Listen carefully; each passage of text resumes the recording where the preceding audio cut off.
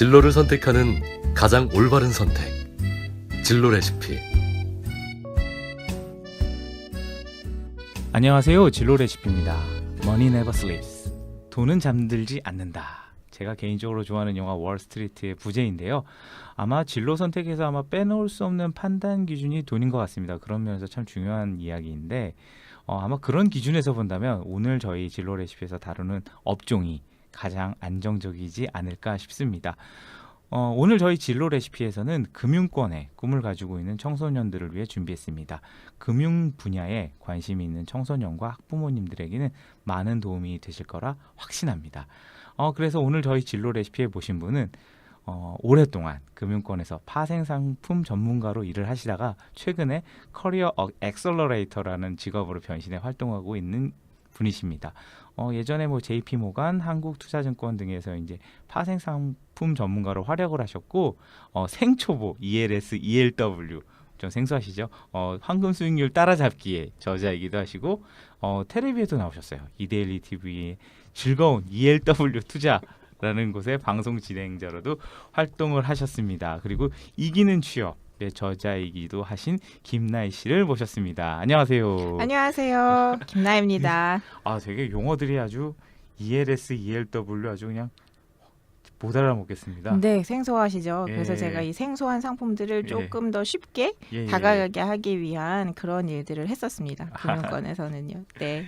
저희가 진로 방송인데 이제 네. 저 선생님 모시면서 좀 보니까 금융권에서 일하시다가 현재는 커리어 엑셀러레이터라는 네. 걸 이제 하고 계세요. 이제 생소한 직업이기도 하는데 이게 어떤 일을 하고 계신 건지. 네, 제가 지금 하고 있는 이 커리어 엑셀러레이터라는 직업은 사실 제가 지은 이름이에요. 그래서 아마 더 생소하실 것 같아요. 아직 어디에도 없는 제가 만들어낸 직업인데요. 어떤 의미냐고 하면 학생들의 제가 지금 대학이나 대학원에서 학생들을 많이 만나고 있는데 그 친구들이 진로 관련해서 대학에 온 이후에도 굉장히 많은 고민들을 하더라고요. 그렇구나. 네, 진로 관련해서도 좀 조언을 주고 실질적인 도움을 주고 그들이 진로 관련한 어떤 결정들을 할 때 엑셀을 밟아서 앞으로 쭉 밀고 나가는 것처럼 도움이 되는 존재가 되고 싶다 해서 지은 이름입니다. 그래서 소개시켜 주신 것처럼 예전에는 금융권에서 한 12년 정도 일을 하다가 지금은 대학이나 대학원에서 진로 관련된 도움을 주는 그런 조언자로서의 역할을 하고 있습니다. 그런데 그 대학생들을 만나시면 이제 고민이 있다고 하셨는데 네. 그 농자 천하지 대본 이런 것처럼 대학교에 입학하면 네. 모든 고민이 근본이 끝날 것 같은 느낌이 있잖아요. 네, 근데 네. 대학생들을 만나시면서 그 친구들도 고민이 있다는 얘기가 좀 가슴에 와닿습니다. 네, 어떠세요? 현장은? 맞아요. 지금 방송 듣고 계신 분들도 사실 청소년과 그 아이들을 키우는 부모님들이시기 그렇죠, 때문에 그렇죠. 가장 큰 목표가 어떻게 보면 좋은 대학에 보내는 게 아닐까 싶으신데 저 같은 경우에는 그 좋은 대학에 온 친구들을 만나고 있습니다. 카이스트 경영대학과 서강대학교, 이화여자대학교 등에서 학생들을 만나고 있는데요. 이 친구들의 고민은 지금 말씀해 주신 것처럼 대학에 오면 뭔가 좀 달라질 줄 알았는데 예를 들면 학원도 그만 다닐 수 있을 것 같았고 좀 자유롭게 살 수 있을 줄 알았는데 대학에 오니까 학원은 계속 다녀야 하고 어떤 친구가 저한테 그거 물어보더라고요. 학원 질려서 이제 좀 그만 다니고 싶어요. 대학생이. 그런 친구들 많아요. 학원도 계속 다녀야 되고 경쟁도 너무너무 치열하기 때문에 사실 이런 경쟁들이 취업 때문에 또 이어지게 되는 것 같아요. 그렇죠. 그러다 보니까 이 대학생 친구들은 취업할 때 나는 어떤 준비가 되어 있어야 하는지 또 어떤 역량을 갖춰야 하는지 이거 갖췄다고 하면 나는 또 어디로 갈 수 있는지에 대한 고민들을 굉장히 치열하게 하고 있는 것 같습니다. 그럼 그 친구들 같은 경우에 이제 고민이 많은데 네. 보통 이제 한두 가지 정도만 좀 고민을 나눠주신다면 어떤? 네, 제일 큰 고민은 오늘도 사실 제가 이화여대에서 1대1 코칭으로 학생들을 만나고 왔는데요. 제일 큰 고민은 내가 어떤 일을 좋아하는지 모른다는 것도 있어요. 사실.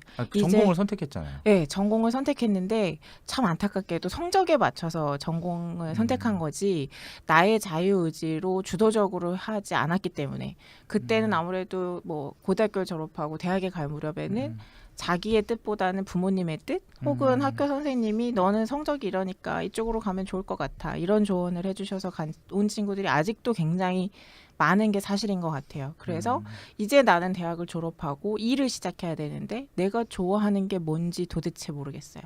하는 친구들이 생각보다 너무너무 많고요. 그 좋아하는 거를 찾았다고 하더라도 그러면 그걸 어떻게 접근해야 되는지, 내가 예를 들어서 뭐 예술을 좋아하는데 아니면 오늘 만난 친구 같은 경우에는 영어로 할 수 있는 일을 하고 싶어 했었어요. 그래서 영어로 할 수 있는 일, 그리고 마케팅에 대한 개념이 있었던 친구였는데 이런 일을 하려고 하면 어떤 회사에 가서 할 수 있는지, 자기가 어떻게 거기에 접근해야 하는지 이런 것들을 모르는 경우들이 사실 굉장히 많습니다. 그렇죠. 아마 학부모님들은 이해가 좀 안 될 수 있을 것 같은데 오히려 이제 저희가 살았다 학부모님 세대가 살았던 때하고 다르게 최근은 네, 우리에겐 인터넷이 있잖아요. 그렇죠. 찾으면 되잖아요. 네, 네, 맞아요. 두 가지인 것 같아요. 인터넷이 있어서 찾으면 되는데 취업 관련된 정보는 아직도 그렇게 투명하게 나와 있지 않은 경우가 굉장히 많고요. 맞습니다. 네, 학생들 입장에서, 그러니까 취업 준비를 해야 되는 학생들 입장에서는 너무 많은 정보들이 있어서 이 중에 어떤 것이 맞는 정보고 이 중에 또 맞다고 하더라도 나와 맞는 핏이 맞는 것도 다르기 때문에 그게 무엇인지를 선별하는 것을 굉장히 힘들어하는 것 같기도 하고요. 두 번째는 믿기지 않으실 수도 있는데 그렇게 주도적으로 잘 찾지 않습니다. 저는 그래서 이 부분이 굉장히 안타깝고 위험하다고 생각을 해요. 그래서 인터넷에서 내가 정보를 많이 찾으면 되는데 그렇죠. 찾지 않습니다. 누가 숟가락으로 떠먹여 주기 전까지는. 그게 제가 만나는 친구들이 더 심할 수도 있겠지만 사실 방송 듣고 계신 부모님들이 아까 제가 말씀드린 것처럼 나름대로 한국에서 탑 10 안에 들어가는 학교 보내고 싶어 하시잖아요. 근데 그 그렇죠. 학교에 다니는 친구들이 공부는 되게 열심히 해요. 성실하고. 그렇죠. 성실이죠. 네, 성실하고 공부 열심히 하고 순종적이고 다 좋은데 뭔가 그 틀을 깨고 나간다거나 내가 주도적으로 뭔가를 한다거나 누군가한테 내가 먼저 들이댄다거나, 제가 오늘 학생들한테 강조한 것도 그거였어요. 강요라고 했네. 들이대 정신을 좀 가져봐 였었거든요.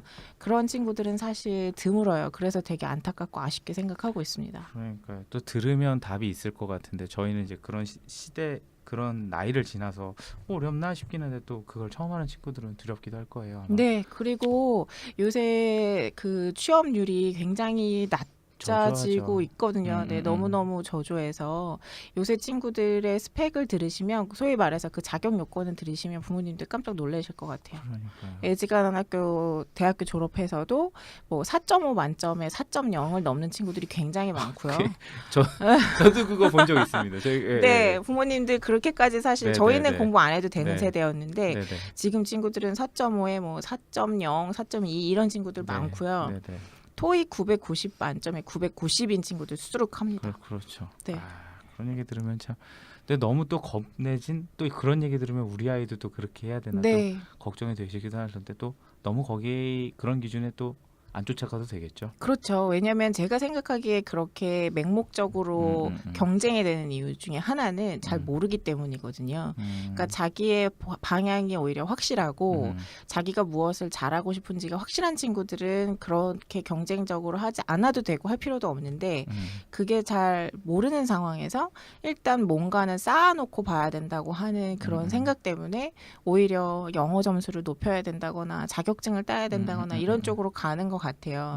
근데 나중에 취업하게 되는 회사가 영어가 그렇게 중요하지 않을 수도 있고 맞아요. 뭐 어떤 자격증을 땄는데 그 자격증을 별로 필요로 하지 않는 회사일 수도 있거든요. 그러니까 제일 먼저 해야 될 거는 사실 대학에 간 다음에는 내가 정말 뭘 좋아하고 뭘 하고 싶은지, 뭘 잘하는, 어떤 것을 잘하는지에 대한 것들을 생각을 많이 할 수 있게 부모님들께서도 그런 이야기를 나눠주시면 굉장히 좋을 것 같다는 생각이 저는 많이 듭니다.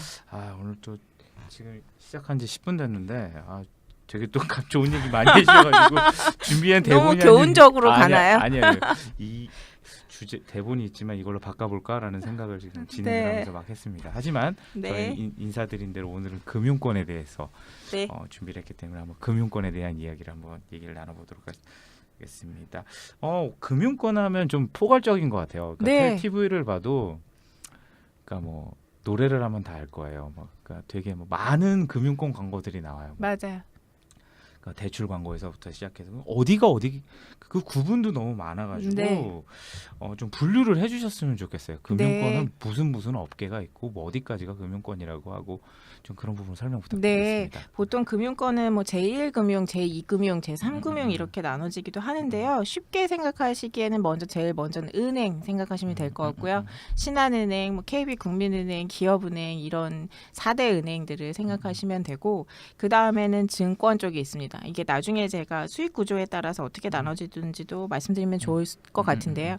은행은 기본적으로 부모님들이 또 청소년들이 가서 예금을 들고 대출을 할 때 찾아가는 그런 금융의 한 분야라고 생각하시면 되고요. 증권은 아버님들은 아마 많이 하실 텐데 어머님들도 소소하게 많이 하실 것 같아요. 많이 주식 하죠. 매매 그렇죠. 하시죠. 그렇죠.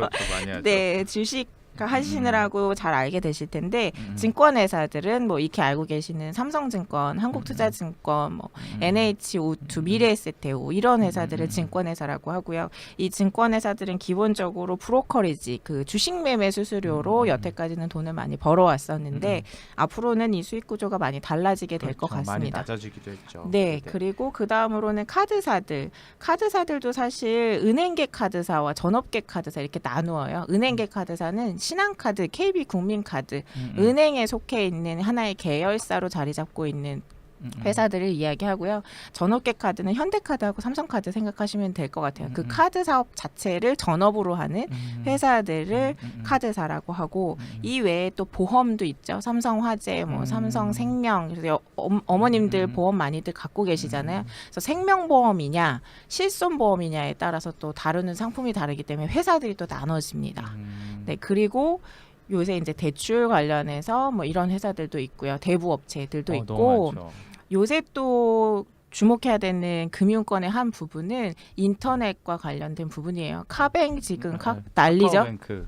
네, 카카오뱅크, 뭐 크라우드 펀딩, P2P 대출하는 그 인터넷 관련된 금융이 요즘에 굉장히 확산되고 있다. 이렇게 알고 계시면 좋을 것 같습니다. 그 뉴스를 보면 이제 뭐 카카오뱅크도 말씀을 해주셨는데 또 그것뿐만 아니라 이제 연말 되면 뭐 작년 말에도 그런 거 나왔는데 뭐 우리은행 같은 경우는 순수 1조 5천억 맞아요. 달성. 돈 되게 많이 벌었다고 하죠. 그런 식으로 막 달성했다고 주식도 뭐 최근에 뭐 정권이 바뀌면서 뭐 대통령 선거 새로 하면서 뭐 안정성이 뭐 됐다 그래서 주식도 지금 뭐 날라가죠. 날라가고 네. 있다라는 표현이 있고 그런 거 보면 이제 금융권이 이제 장밋빛만 보이는 것 같은데 근데 이런 결과를 보면 네. 이쪽 분야에 관심 있는 분들이 이제 더 많이 관심을 가지실 것 같아요. 네, 이런, 맞아요. 이런 전망과 함께 좀 말씀을 해주신다면. 네, 제가 생각하기에는 사실 은행권이나 증권업이 되게 힘들었었어요. 올해가 되기 전에 한 3년 정도, 근 3년에서 5년 전까지, 3년에서 5년 전부터 지금까지 굉장히 힘들다가 작년 말서부터 조금 이제 좋아지고 있는 턴어라운드를 하고 있는 시점이 아닌가 싶은데요. 사실 은행권에서 사생 최대 실적이 나온 이유는 은행은 순이자 마진으로 돈을 법니다. 그러니까 내가 예금을 하면서 받게 되는 금리와 또 부모님들이 집을 사시거나 전세를 옮기거나 할 때 대출받게 되는 그 대출 금리 차이를 가지고 은행은 돈을 벌게 되는데 그렇죠. 그런 부분에서 작년 올해 돈을 많이 벌게 된 것이고요.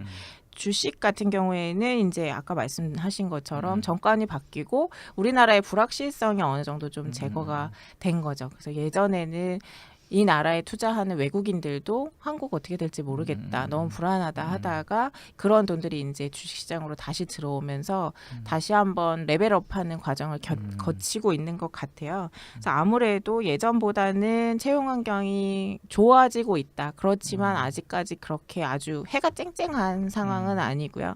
그렇지만 금융은 우리 생활의 가장 밑바닥에서 기본이 되는 산업이기 때문에.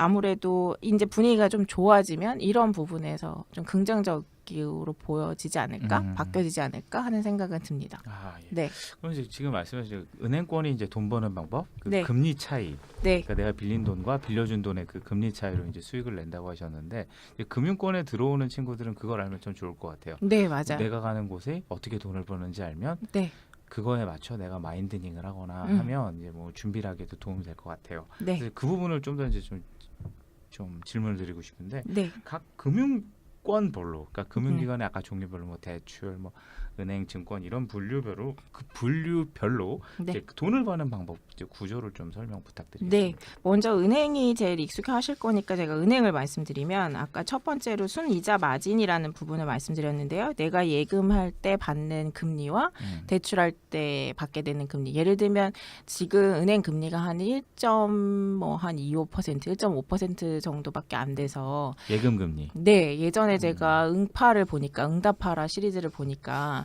거기 거기에 성돈 붙여져 있는 네, 거. 거기서 그 무조건 그냥 은행에 넣어라. 요새 지금 금리가 8%인데 막 이런 얘기 하시잖아요. 네. 근데 그 시절이 너무나 예전이 돼버려서 그렇죠. 지금 한 1%에서 한 2% 정도 되는데 음. 만약에 대출을 받는다고 하시면 지금 한 3%에서 4% 정도 나올 거예요. 한 2.22%대 후반에서 대출 한 금리는 3% 네. 정도. 네, 그 정도로 보면 그 사이가 은행 입장에서는 마진이 되는 겁니다. 뭐 그렇죠. 1%에서 한 2% 내외가 은행에서는 마진이 되는 거여서 그렇게 치면 그럼 대출을 많이 해줄수록 걔네는 돈을 많이 벌지 않을까라고 생각할 수 있는데요. 그것도 영향을 많이 미쳐요. 그래서 대출이 건전한데 많이 나가야 되는 거죠. 대출을 그냥 막 해줬다가 사람이 대출 받은 사람이 망해서 돈을 못 갚으면 그건 은행의 위기가 되는 거거든요. 그렇죠. 그래서 예를 들어서 얼마 전에 대우조선해양 에. 이렇게 얘기해서 좀 안타깝지만 대우조선해양에 대출을 많이 해줬던 은행들이 위기가 왔었습니다. 유동성 측면에서도 그렇고 그렇게 생각을 하시면 될 것 같고요. 그래서 은행의 수익에 영향을 미치는 거는 순이자 마진, 예금과 대출 금리가 얼마나 차이가 날 거냐. 그렇지만 이거는 은행들이 막 자의적으로 정할 수는 없어요. 우리를 비롯한 모든 경제에 다 영향을 미치기 때문에 국가에서 컨트롤하는 부분이 어느 정도는 조금 있을 수밖에 없고요. 그런데 이제 금리가 다시 상승하는 사이클로 돌아오면서 은행들이 돈을 번다 정도로만 이해하시면 될 것 같고 대출이 어느 정도나 어떤 기관에 나가느냐, 뭐 대기업에 돈을 빌려줄 거냐, 중소기업에 빌려줄 거냐, 개인한테 빌려줄 거냐, 이거를 얼마나 잘 나누어서 건전성 있게 관리하느냐가 은행에는 수익의 키다라고 생각을 하시면 될 것 같고요. 증권 쪽 같은 경우에는 이거보다는 조금 더 다양한데 여기 어머님들, 아버님들이 주식 매매하시는 수수료가 가장 컸었고요. 예전에는 그 비중이 한 70%였으면 근데 지금은 한 30%까지 낮아졌습니다. 금액도 낮아지고. 네. 그러면 뭐로 버냐면 앞으로는 지금 제가 했었던 뭐 ELS, ELW라는 상품 잘 모르신다고 하셨었잖아요. 그렇죠. 이런 것들이 이제 많이 알려드려서 이건 구조화 파생 상품이라고 하는데 은행에서 하는 것 같은 예금 상품들을 증권에서 이제 많이 취급하게 될 거고요. 그리고 M&A 뭐 구조 그 회사 합병. 예, 인수합병 할 때 자문을 해요. 증권사들이 거기서 받는 수수료의 비중도 상당합니다. 그래서 크게는 브로커리지 수수료, 뭐 인수합병에 대한 자문, 구조화 상품 파생, 구조화 파생 상품 판매에 대한 그런 수수료, 그리고 또 펀드 팔죠. 많이 알고 계시는 게 그런 판매 수수료, 자산 관리 수수료 이런 거라고 생각을 하시면 될 것 같아요. 근데 이 와중에 이제 카드사나 보험사들은 지금 좀 어려운 게 어렵습니다. 거기 다니시는 만약에 부군들께서 거기 다니시면 잘해주셔야 돼요. 어려운 이유가 금리가 지금 너무 낮아졌는데 보험 같은 경우에는 예전에 뭐 금리를 6%에서 8%로 그렇죠. 줄게 이거 생명보험 하면 근데 지금 금리 아까 말씀드린 대로 1%에서 2%밖에 안 되잖아요. 그러니까 보험사 입장에서 이제 역마진이 나는 겁니다. 나는 8%로 팔아서 이걸 줄 수 있을 거라고 확약을 하고 팔았는데 지금 돌아오는 만기에 대해서는 그 약속을 지켜야 되니까 그래서 지금 보험사들이 힘들고요. 카드사 같은 경우에는 좀 이렇게 빈익빈 부익부의 지금 사회 현상이 여기도 많이 녹아들게 된 것 같아요. 그래서 예전보다는 그렇게 여기는 신용카드 판매 심판이라고 하는데 그걸 가지고 돈을 버는데 그게 되게 많이 낮아졌어요. 그러니까 예전보다 돈을 안 쓰시는 거죠. 마트에 가서 백화점에 가서 뭘 사시는 게 저만 해도 백화점 가서 막 많이 안 사거든요. 많이 안 사는 게 아니라 백화점 가서 뭐 좀 사봤으면 좋겠기는 해요. 그러다 보니까 어려워지는 거죠. 거기서도 그렇고 그리고 얘네는 이제 가맹점 수수료 같은 걸로도 돈을 벌었는데 그것도 이제 네, 정부에서 있으니까. 이제 그런 것들이 바뀌어지면서 네, 그래서 한창 계속 힘들었었습니다. 내내 힘들다가 조금씩 이제 좋아질랑 말랑하는 단계인 것 같아요, 사실은요. 그러니까 진짜 시장에 그러니까 지금 말씀에 업계에 이제 돌아가는 얘기를 해주셨는데 네, 그게 정말 정말 우리들의 이야기인 것 네, 같아요. 네, 네. 이해가 쏙쏙 잘 됐습니다. 네. 저도 들으면서. 금융은 사실 굉장히 경제하고 밀접한 연관을 맺고 있고요. 네. 그리고 가게에서 하시는 모든 활동이 다 금융하고 연관을 맺기 때문에 예를 들면 다들 집을 사시거나 요새 이제 부동산이 한창 핫했었잖아요. 집을 사시거나 뭐 전세를 옮기거나 뭐 어떻게 되던 간에 다 100% 자기 돈으로 할 수 있으면 다 좋지만 모두가 다 은행의 힘을 많이 빌리죠. 그렇죠. 그렇기 때문에도 사실 금융권에서 꼭 일을 하지 않아도 금융을 잘 아시면 가게 생활에도 저는 도움이 되게 많이 된다 생각해요. 아 그리고 이제 네. 말씀하시는 것들이 제가 이제 금융을 저도 잘 몰랐는데 이제 들었던 이제 뉴스들이 쫙 연결되는 네, 것 네. 같아가지고 시사에도 되게 도움이 네, 많이 되는 맞아요. 네. 일단 뉴스들이 다 연결이 되는 것들 네. 너무 좋았습니다. 네. 근데 오늘 이제 해주신 말씀들을 들었는데 이해하는데 많이 도움이 된 것 같은데 이제 금융권을 꿈꾸는 청소년들, 그러니까 뭐 월스트리트까지 네, 꿈꾸는 친구들이 어떤 준비를 하면 좋을지 이제 이 친구들이 이제 어떤 준비를 해서 좀 구체적인 방법들을 네. 말씀해 주시면 좋을 것 같습니다. 네, 그걸 좀 더 구체적으로 말씀드리면 대학생들도 되게 많이 물어보는 이야기 중에 하나인데요. 거기에 대한 또 답은 굉장히 기본적인 것부터 시작해야 될 것 같아요.